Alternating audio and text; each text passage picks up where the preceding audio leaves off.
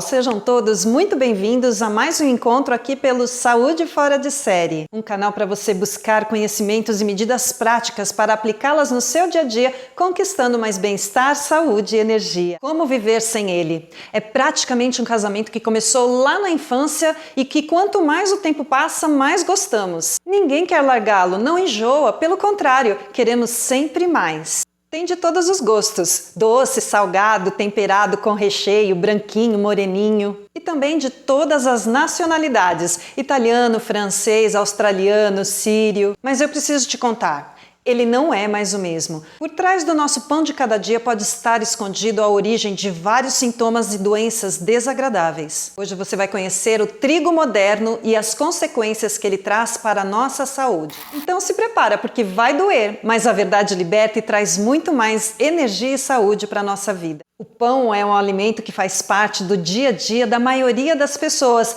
e para conhecê-lo precisamos entender um pouco mais sobre um dos seus principais componentes, o trigo. Segundo a Organização das Nações Unidas para a Alimentação e Agricultura, ele é o segundo alimento mais consumido no mundo, perdendo apenas para o leite, e está presente há mais de 10 mil anos na história da humanidade. Lá no Crescente Fértil, os egípcios já cultivavam e foram eles que desenvolveram o pão através da fermentação. E agora vem aquela pergunta que não quer calar. Se ele é tão antigo, se esteve presente na alimentação há milhares de anos, é um vegetal natural, meus pais comiam, meus avós, meus tataravós, então por que agora ele faz mal? Afinal, que mal pode fazer comer um pãozinho francês ou 2 fatias de pão integral todos os dias?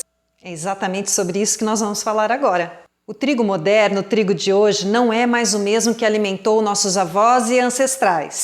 Lá na antiguidade existia o trigo selvagem, que nascia de forma espontânea, sem precisar ser plantado. Ele era conhecido como acorn e possuía na sua estrutura 14 cromossomos. Os caçadores-coletores nômades já faziam uso desses grãos. E com o passar do tempo, esse trigo selvagem fez um cruzamento natural, espontâneo, com uma gramínea que existia na época muito semelhante a ele e resultou num trigo diferente chamado Emmer, só que agora com 28 cromossomos. Isso acontece porque o trigo é uma planta poliploide, quer dizer, ela soma os cromossomos do pai e da mãe, carregando assim a carga de cromossomos.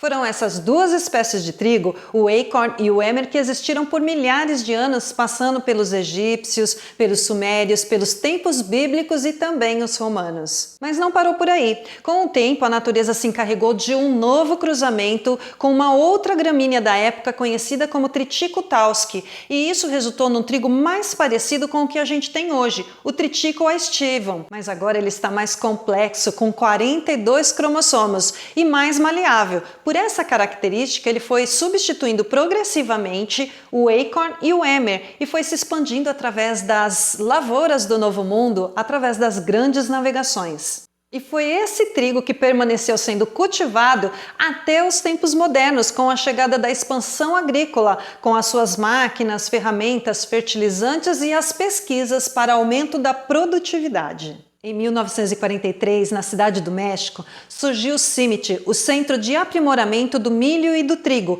apoiados pela Fundação Rockefeller. Desde 1943 até 1980, eles desenvolveram milhares de novas linhagens de trigo. Foi exatamente neste centro que, em 1970, o Dr. Norman Borlaug desenvolveu uma espécie de trigo com propriedades ímpares. A alta produtividade, a diminuição do tamanho da planta, porque o trigo cresce 1,5 metro. Isso faz com que a haste pese, a espiga tombe ao chão, um processo chamado de acamamento, e isso diminui muito a produtividade por contaminação.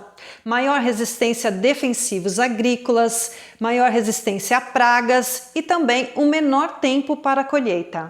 Esse trigo é chamado de trigo anão, por não passar de 65 a 70 centímetros, a metade do trigo original. Ele recebeu o gene do nanismo. Ele é amplamente cultivado pelo mundo devido a melhoras significativas do cultivo e da produtividade, mas não foi suficientemente testado os efeitos deste trigo sobre a saúde humana. Um fato marcante é que este trigo anão possui 20 vezes mais glúten que o acorn, o emmer e o triticum aestivum. O glúten é a proteína do trigo formada por duas moléculas, as gliadinas e as gluteninas. E é exatamente aí que tudo acontece sobre a nossa saúde. E eu vou explicar como isso acontece. O trigo tem a capacidade de ativar reações inflamatórias no nosso intestino, principalmente daqueles que são celíacos, ou seja, são intolerantes ao glúten. E nos últimos 50 anos essa doença se quadruplicou. Mas eu sei que agora você deve estar aí já pensando: ah, mas eu não tenho essa doença, eu não sou celíaco, não é pra mim. Antes que você saia correndo, eu preciso te falar que esta doença pode acontecer a qualquer momento, aos 20, aos 30, aos 45 anos ou mais. Ela é muito debilitante, com diarreias crônicas, cólicas e desnutrição. Mas e como isso acontece? Como isso é possível? Bom, vamos lá. Os alimentos que a gente come sofrem a digestão e aí vão lá para o intestino e os nutrientes necessários são absorvidos para dentro da corrente circulatória através da parede intestinal por fendas, conhecidas como tight junctions. E essas fendas têm um tamanho regulado por uma outra proteína que se chama zonulina.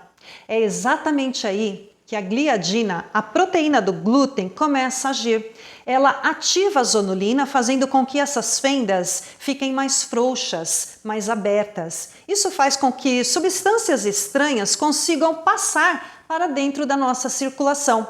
Inclusive, a própria gliadina passa para dentro da nossa circulação sanguínea.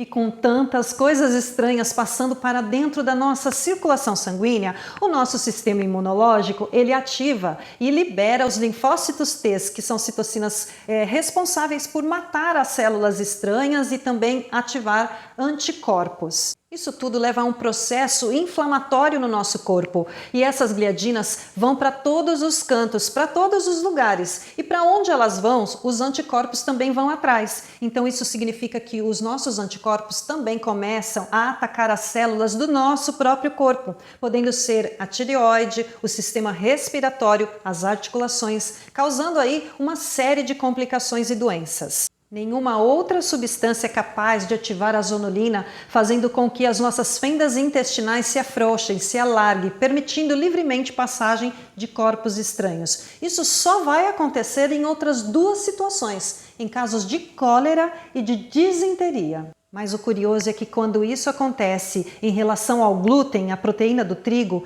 isso pode não apresentar sintomas e é o que chamamos de intolerância ao glúten imunomediada. E para você ter ideia da seriedade desse assunto, uma pessoa celíaca ou com intolerância ao glúten imunomediada tem um risco de 30 a 49% de desenvolver um câncer fatal, doenças cardiovasculares e respiratórias. Já os celíacos que não evitam o glúten têm um risco 22% maior de desenvolver câncer de boca, de garganta e de esôfago. Mas nisso tudo, o que mais choca é que apenas 10% dos celíacos sabem que têm a doença. Os outros 90% nem imaginam. E neste caso, podemos sim concluir que o câncer não aparece do nada, mas sim de quem nem desconfia ser portador.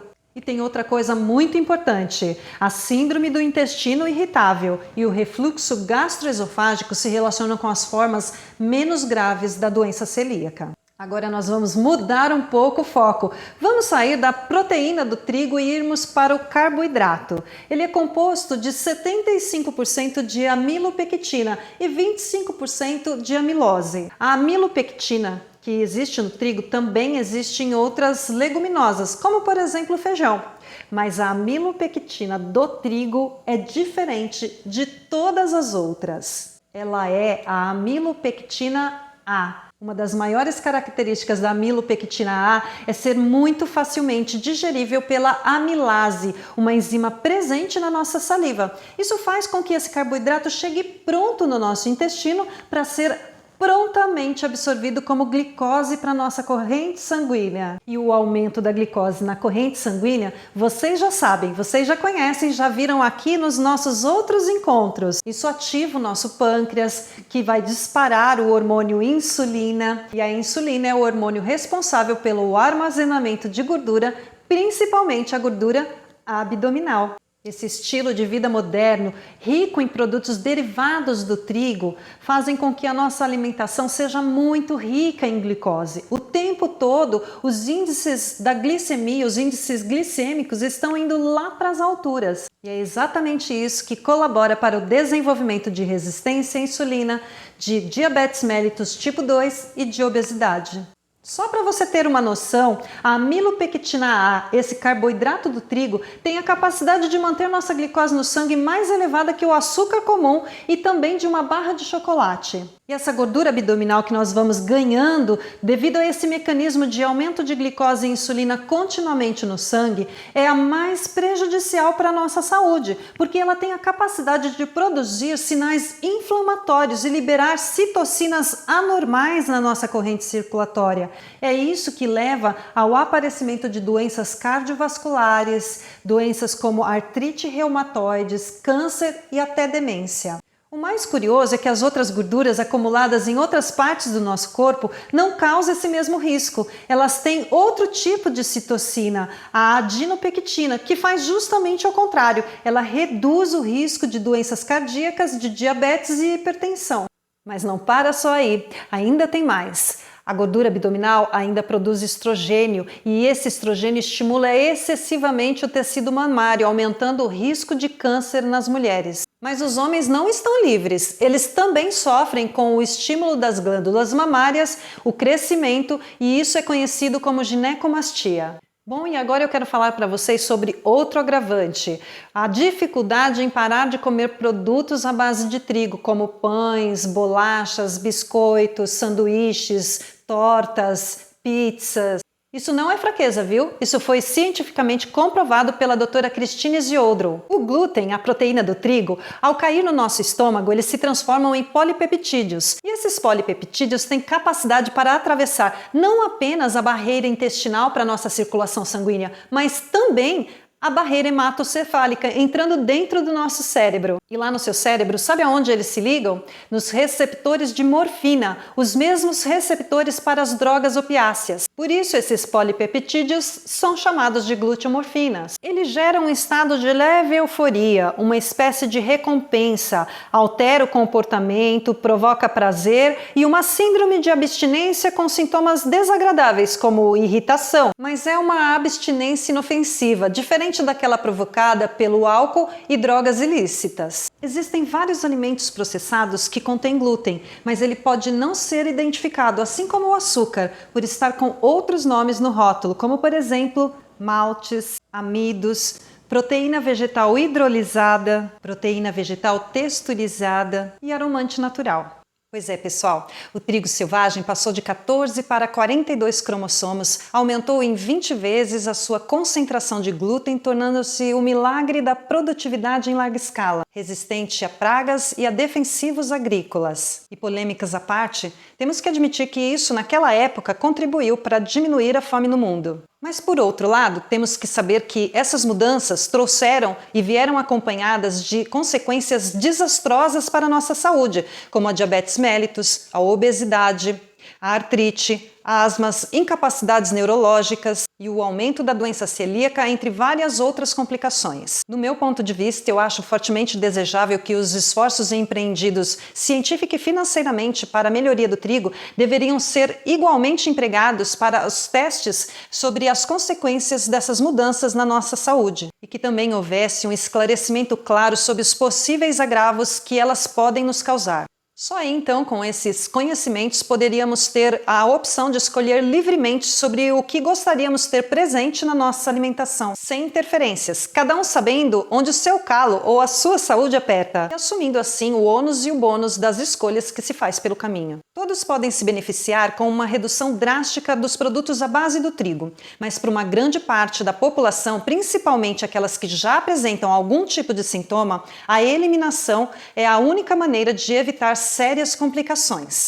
A princípio pode parecer difícil e até mesmo impossível ficar sem um pãozinho ou um produto à base de trigo, mas é certo e comprovado que é possível ter uma vida feliz e saudável sem o trigo. Definitivamente, o pãozinho nosso de cada dia não é mais o mesmo, e isso vale para todos os produtos à base do trigo. sem exceção. Agora eu resumi para vocês alguns sinais e sintomas presentes na sensibilidade ao glúten do trigo, na síndrome do intestino irritável e também na doença celíaca. E me conta aqui embaixo nos comentários se algum desses sinais e sintomas estão presentes no seu dia a dia de forma frequente, se você tem algum deles. E já aproveita, se inscreve no canal, deixa um like, porque isso vai fazer com que o YouTube te avise sempre que tiver um conteúdo como este aqui pelo canal. Então vamos lá, aos sinais e sintomas. Principais sintomas associados à sensibilidade ao glúten: inchaço abdominal, dor de barriga, prisão de ventre, diarreia, fadiga, sensação geral de mal-estar, ansiedade, depressão, alteração de humor, confusão, dor de cabeça ou enxaquecas, dores articulares ou musculares, fibromialgia, náuseas.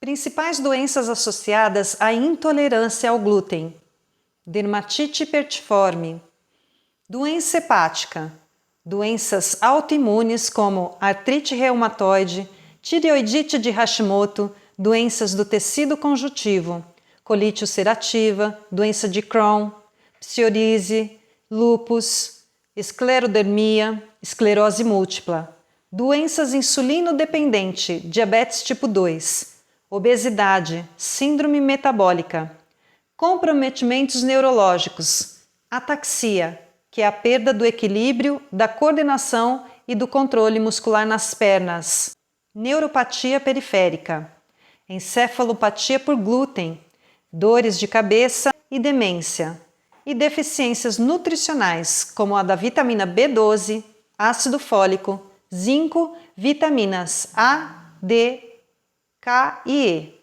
Principais sintomas da síndrome do intestino irritável: dor abdominal, inchaço, gases, diarreia, prisão de ventre e contrações do colo. Espécies de trigo antiga como o Acorn e o Emmer ainda são preservadas por colecionadores ao redor do Oriente Médio, Europa e norte da Itália. Jordânia, Palestina e Israel mantêm o Genk Bank, o banco de coleta e preservação de sementes de trigos ancestrais. Bom, e se você gostou deste conteúdo e quiser se aprofundar nele, eu recomendo fortemente que você beba diretamente na maior fonte de pesquisa deste vídeo, o livro Barriga de Trigo, do Dr. William Davis. Ele é um cardiologista americano que foi pioneiro em falar sobre as influências do trigo sobre a saúde, quando poucas pessoas se arriscavam em trazer informações tão sérias quanto estas. Coloquei aqui na descrição deste vídeo um link para quem quiser adquiri-lo. Eu super recomendo. Bom, por fim eu deixo para vocês uma reflexão sobre o aumento explosivo das doenças crônicas não transmissíveis, como obesidade, hipertensão, resistência à insulina, diabetes mellitus tipo 2, doenças coronarianas, neuropatias, comprometimentos neurológicos, demências, câncer e a mudança do padrão alimentar no mesmo período, com o aumento explosivo dos alimentos industrializados, processados, eu diria riquíssimos em trigo. Atualmente, o brasileiro consome 60 quilos de trigo por ano, segundo os dados e projeções do IBGE. E esta é uma média considerada ideal pela Organização Mundial de Saúde. Agora eu fico por aqui, espero que tenha sido útil, que vocês tenham gostado dessa discussão, desse conhecimento e que apliquem, aí o necessário para trazer muita saúde, energia e bem-estar para a vida de vocês. Muito obrigada pela presença, pela participação de todos vocês. Até o nosso próximo encontro!